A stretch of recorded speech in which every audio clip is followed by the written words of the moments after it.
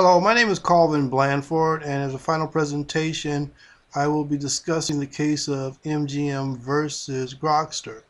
As an information technology professional, I like to take every opportunity I can to showcase technology and in an attempt to serve two purposes to make my presentation a little more interesting. I have decided to videotape this presentation. Hopefully this won't be too distracting, and let's go ahead and get started with the presentation of the information. So MGM versus Grokster is a case in which MGM stated that Grokster, the manufacturer of a peer-to-peer software sharing application, um, would or could be held liable for copyright infringement.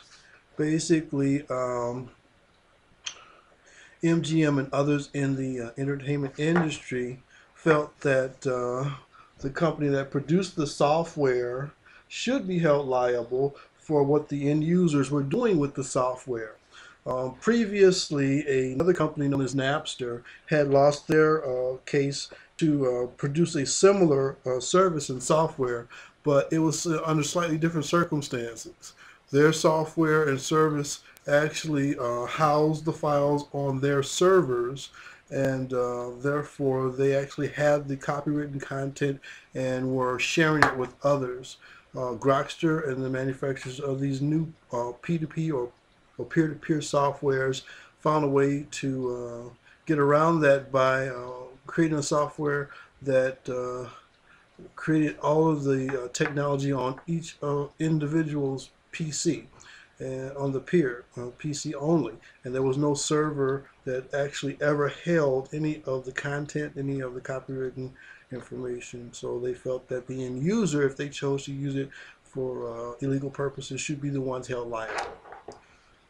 So next slide states that one of the most interesting facts of this case to me, however, is the fact that in a prior judgment in the case of Sony versus Universal Studios is often referred to in this case. Sony won the right to produce the Betamax in '79 based upon the fact that there were many other perceived applications for the use of the Betamax and the VCR other than blatant copyright infringement. So it was a big to-do at that time, though, because the motion picture industry and others felt that this technology would just ruin their industry, and it was going to, just cause rampant copyright infringement and so on and so forth. But the court saw differently and awarded them the right to produce that technology and did not hold Sony liable in that case. So the court unanimously agreed that Grokster could be held liable for infringement.